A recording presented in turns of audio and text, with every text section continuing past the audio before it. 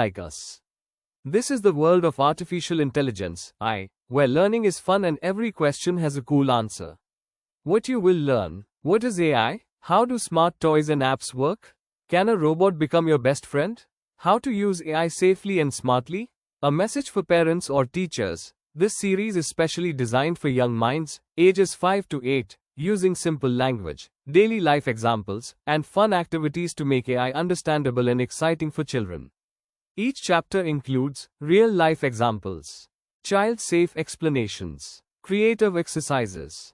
AI stands for artificial intelligence. It's like giving a machine a brain so it can think and learn, just like you do.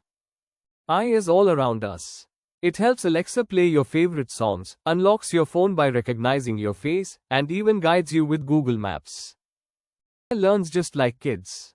It looks at pictures, listens to sounds, and remembers what it sees. It practices again and again to get better.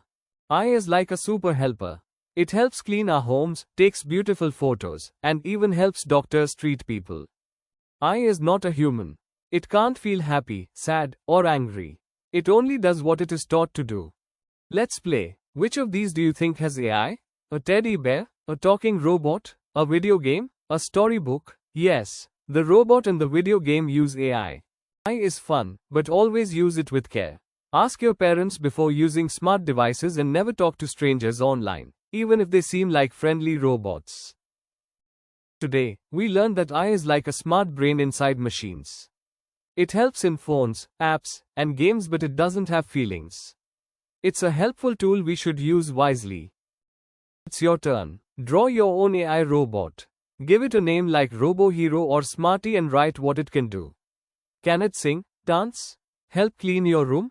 Thank you for joining this magical journey into the world of AI. In the next chapter, we'll explore how robots think and solve problems. See you soon.